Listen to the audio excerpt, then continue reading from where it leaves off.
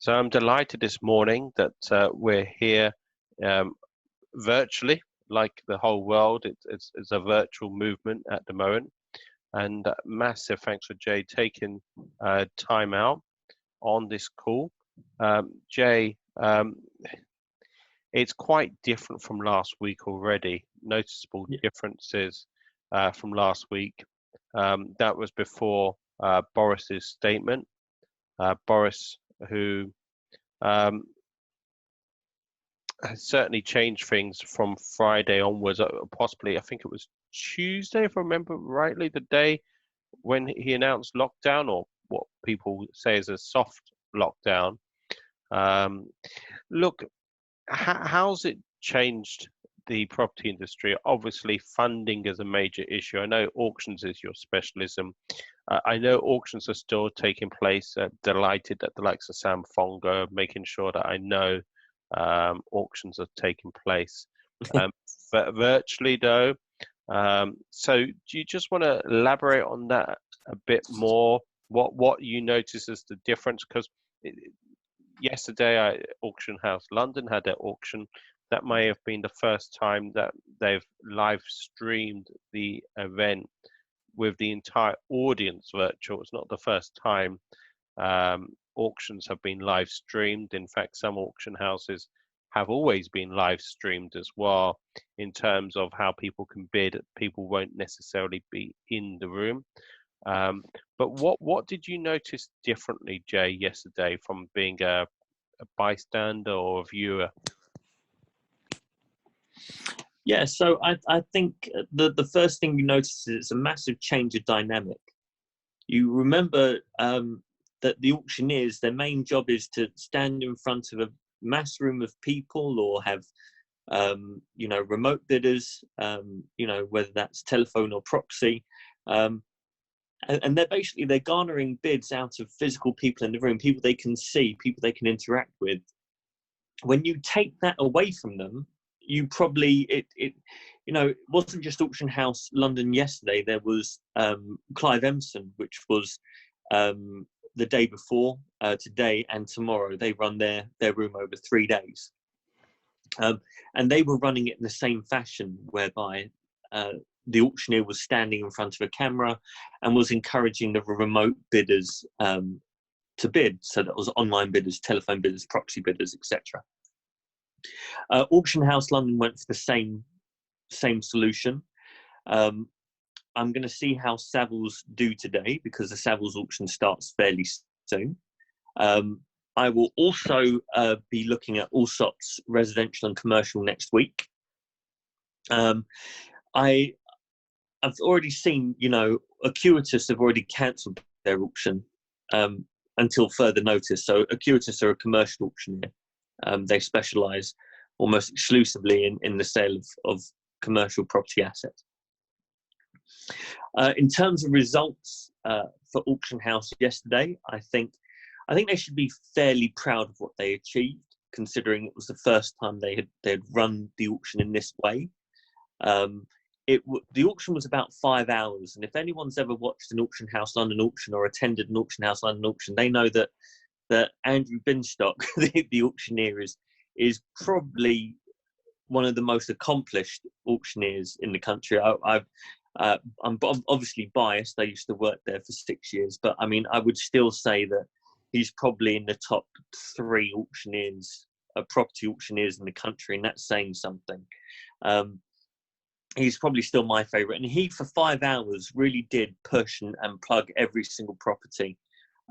He didn't let up once. So doing that, and obviously changing the dynamic of not being in front of people, physically seeing them and being able to gauge where their interest is and bid them off of other people in the room who are also interested in bids. It's a massive learning curve. I think they did well. I think they ended up with 74% sold. Wow, that's amazing, Jay. So they offered, I think, 65 and sold 46. So it's about 64, 65%.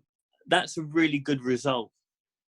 I think what made Auction House London different to the Clive Empson auction was Auction House London said if there are no parties registered for a lot, that means no telephones, no proxies, and nobody on the online bid, then we are straight up not offering the lot at all.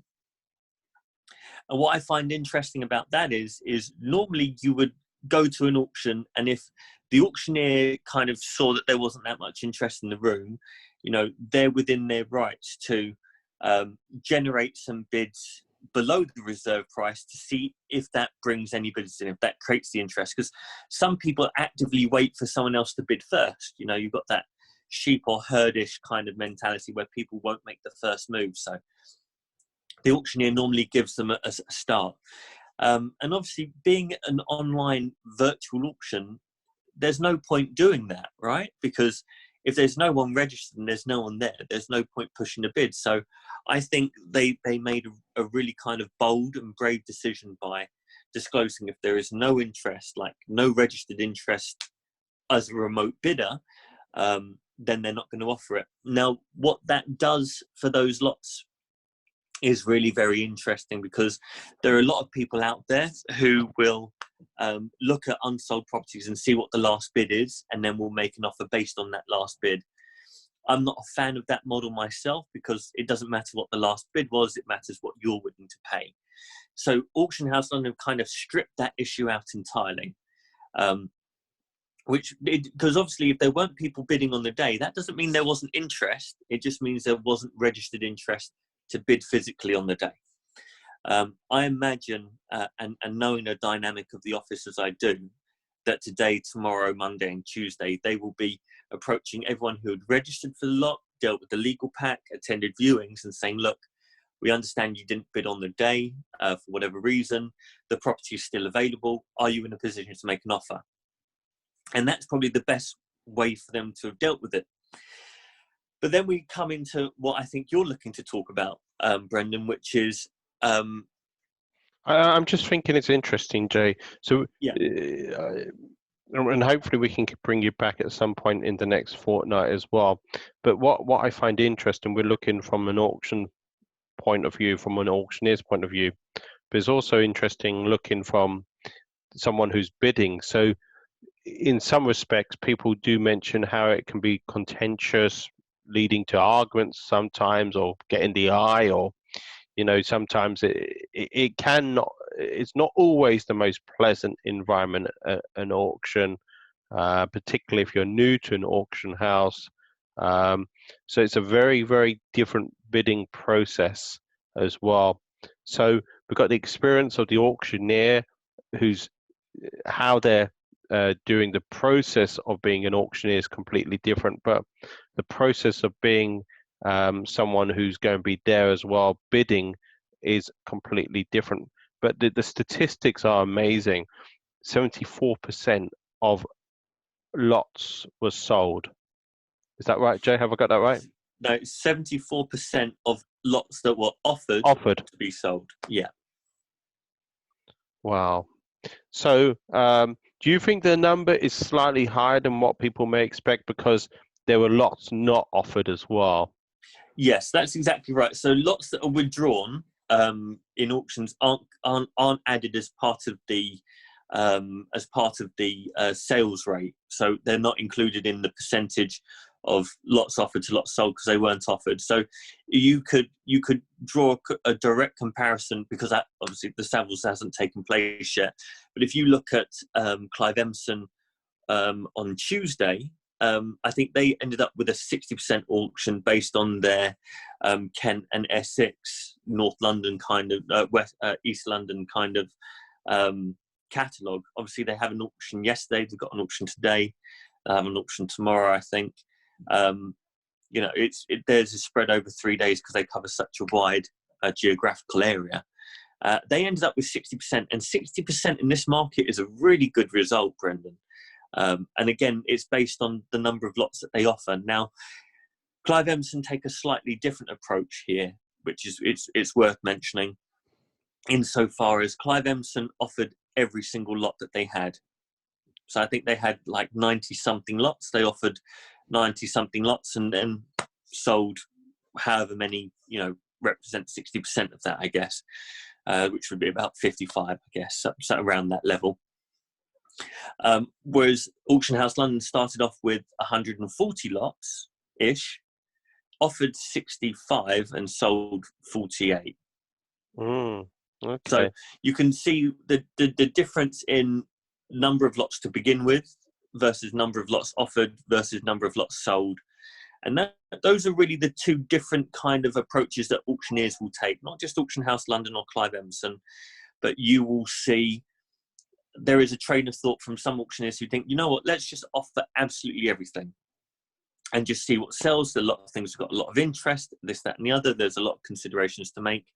And then some auctioneers will just say, if there is nobody registered, there's no point offering it. Why include it in the statistics? But it's interesting, Jay. Acuitas, hopefully I pronounced them right, have decided to not have any auctions for the moment. Now, you do say that's commercial rather than resi. Yeah. Savills today is both Savills mixed. Savills is more resi than commercial, but will, like Auction House London, will have a couple of commercial units in there. Yeah. So Acuitas, interestingly, the statement they've put out is that they were looking to do exactly what Auction House London and exactly what Clive Emerson have done, which is they're going to host. They can have a physical auctioneer standing there, and they're going to host an auction on a live stream environment with telephone and proxy bidders, as well as online bidders. But they had come to the decision that by doing that, they don't know if they were doing the best. They would be doing the best job for their clients in that environment. So they've decided to do something else. Now, they haven't disclosed what that something else is. They just said they have very other means and methods in which to sell, and they're going to look at those. It may be that they just do a closed bids auction. So they'll probably contact, the registered parties on each lot and say, look, we're going to take this to closed bids, or do a Dutch auction, or there's several different ways they can handle it. So their decision, I think, is probably based on the demographic of their seller and the demographic of their buyer. And obviously the size of their auction as well will be an impacting factor there. It will be really very interesting to see how Barnet Ross fare, because again, they're primarily commercial, although a slightly different commercial asset, and obviously Allsop's commercial. It'll be good to see how they decide to proceed based on Acuitas's current decision. Jay, just to go into a little bit more detail. So in terms of how the process is for someone who wants to bid now in an auction, it's completely changed. So no, not completely. Okay. No, not completely. So you still have three very viable ways in which you can bid, pre-existing viable ways in which you can bid at auction. You still have the telephone bidding form, so you can bid in a live environment on the telephone. You have a proxy bid. When the proxy bid is quite simple, you basically disclose to the auctioneer what your maximum bid is. It is then the auctioneer's job to try and win the property for you, either for under that price or not at all. So it'll either be under that price, sometimes it's that price, and sometimes it will sell more through competitive bidding, like other people will feel it's worth more. So obviously no one else knows what your maximum bid is, just you and the auctioneer. It's a very viable bidding method if you're traveling or if you've got bad signal or whatever it is. It's a really positive method. And it also means that if you're the kind of person who is likely to get carried away and continue bidding on the phone above your price, the proxy bid prevents you from increasing your bid. Okay, so it's a really good, if you're starting out, it's a really good bidding system, a really good way to do it if you're uncomfortable bidding in the room or on the phone. You've got online bidding, which has been going on for quite some time. The only real change you're seeing here is you're not crammed into a room with 500 other people, right?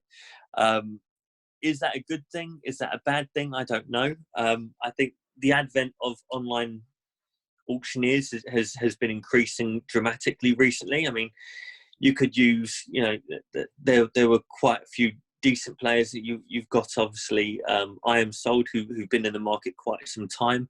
They've had a bit of a renaissance. they were operating under one system 5 or 6 years ago, and they've now almost rebranded, and they've got a completely different system in place, and that seems to be going quite well. You've got BidX1, who I think are still trying to get a foothold into the UK property market. Obviously, they took over a traditional auction room and created the online market. You've got, who else? You've got National Property Auctions. Again, they operate really very differently to the others. It'll be interesting to see, I think, in this kind of marketplace, if these kind of restrictions on and social distancing maintained for the next 2 or 3 months. So if you get to the June auctions and everyone is still using this method, I think you have 2 or 3 things that can happen. One, the traditional auctioneers become really very proficient really very quickly using the online model, or they don't, and they can't wait to get back to their room where they're comfortable and they know what they're doing and all of those things. Or you get a whole group of buyers who just sit there and think, whoa, this is so much easier. I don't necessarily have to take a whole day out and turn up to an auction room where I'm pushed and pulled and there's sweaty people, or I can't get a seat, or I'm making a bid and people are being aggressive, as you say, Brendan. Let me just bid online. I'm comfortable. I'll do it from my living room. I'll do it from the Costa Coffee. I'll do it from wherever I am. And the chance of that happening can be quite high. So I was doing a comparison yesterday, seeing how many of the winning bidders were online bidders, how many of the winning bidders were telephone bidders, how many of the winning bidders were proxy bidders. And yesterday, the online bidders had completely stripped out the telephone, proxy, and bidders completely. I mean, I think of the winners yesterday, I think 3 or 4 of them were telephone, and one of them was a proxy bidder that won. Everyone else was an online bidder. That is a massive indicator. It's very difficult to explain, or for not to explain, but for traditional auctioneers or auction room holders to look at the online model and see it as a successful model, because a lot of them put so much faith into the power of the auctioneer, and to a certain degree, the online auction takes that bit away. Now, I think what this coronavirus thing has done is it's shown that actually, if you were to do an online auction and have an auctioneer there as well, talking you through the bids, telling you what the property is, talking about the other remote bidders that are there, that looks like a very successful model to me. And it almost feels like it's something that's been created out of necessity. But for me, I see that as that's where the market is. That's where the growth is. That's where the successful auctioneers are going to find themselves in 5 or 10 years' time, hosting an online-only auction with telephone and proxy bidding. And I think, quite rightly, that's where it should be. I still see a place for the room auctions. I think if you're an auctioneer and you do 70%, 75% of your sales are all online, and then you just hold a quarterly traditional room, I think that's a great way to do it. I think that's fascinating. You think that's the model it might go to? That's interesting. Yeah, because I think everything's moving online. That's, at your commercial property summit, how many people were saying, look, this is the death of the high street, everything's moving online, you can do this, that, and the other. Why not for auctions? Why not for property in general? It's already happening. So yeah, that is kind of where I see it.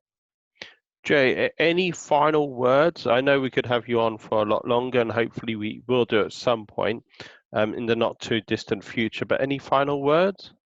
Yeah, I mean, I'm big on my exit strategy at the moment. I have been for years. So I think it's important, if you're looking at doing deals at the moment, you need to be very, very aware of your credit line, how you're getting your funding. You've got probably one of the most well-known bridging companies saying we're stopping cold turkey. We're going to see what happens. So Together have stopped lending. Barclays have removed their buy-to-let range, which was minimal. Anyone who knows that Barclays aren't a landlord bank in that respect. They don't lend on buy-to-lets. It's not in their remit really. They kind of focus on traditional residential and commercial stuff. The other thing to pay attention to, obviously, is if you are buying or selling auction, or if you're just doing any transaction at property, things are going to take longer. You think about the number of solicitors that are now working from home. Do they have access to all their files, all their systems? Can they move as quickly as they used to? You've got central government, so if you've got searches, if you've got things like that going forward, that could take a little bit longer. It's just a case of make sure that you're prepared and you're forecasting for a longer process and procedure, and hopefully that won't impact the investment or the profitability of that investment. So my advice is just make sure that you shore up your funding beforehand, that you've got a solicitor who is still in a position to act at speed and certainty that you're used to, and just make sure that you're buying at a level where you're able to sustain and hold that property for at least 9 to 12 months. Because if other buyers start to slow down or exit the market through lack of funding and things like that, you have to be in a position where potentially you can hold that property without having to sell it at a loss. Jay, in terms of how people can find out more about what you're up to, what you're doing, what is the best way? Well, I'm all over Facebook, so I'm very easy to find there. LinkedIn, I'm very easy to find. I'm terrible at Instagram, but I'm on there. The website, it's just a landing page at the moment because we're building that, is yourpropertyauctions.com. Yeah, I'm very easy to find. Chances are, Brendan, a lot of people probably already know me, but reach out. You're probably going to tag me in on Facebook anyway, so if anyone wants to make direct contact, they can direct message me, or they can comment on that post and I'll respond. Yeah, very easy to find. Look, I did try to stream this through Facebook a number of times. Hasn't quite streamed, to say the least. Possibly it's a bit too much demand from Zoom onto Facebook, and that's online companies dealing with the increase of activity, and it'd be interesting to see what increase there will be online as well, and possibly it will make it possibly easier for international bidders to use auctions as well, because by being in a room, it's always had a possibility of proxy and telephone bid, but maybe even more so now people will see the value and may not think they're at disadvantage because everyone else is in the same place, not actually in the room. So that's just my own thoughts on the situation. Look, massive thanks, Jay. Hopefully you join us later tonight at 7 p.m. That's my recession-proof your property business. And then on Monday, I have a panel. Some of the delegates and some of the people who were involved in the commercial summit will be doing a part 2 at 10 o'clock on Monday. The likes of Susie Carter, really delighted that Susie's confirmed. Daryl from Lendwell. I think Sam Norris, but that's not being quite confirmed. Alex Hearn from Sealants Hearn Chartered Surveyors, and surveyors are much in the news at the moment, more so than possibly ever before. So I just want to say massive thanks for taking time out. Jay, where can people get copies of your book? Because it's no longer easy to get on Amazon because of the delay. Is there an ebook option? Well, there's a Kindle option. Kindle option, okay. Yeah. So you can get it on Kindle, absolutely. Yeah. Again, we use Amazon as the main wholesaler for it.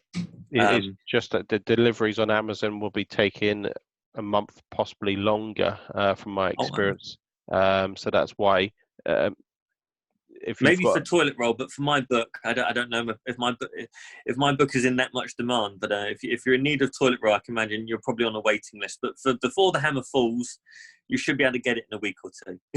Okay. Thank you, Jay, and thank you to the Cheers. listeners as well. Thanks, Brendan.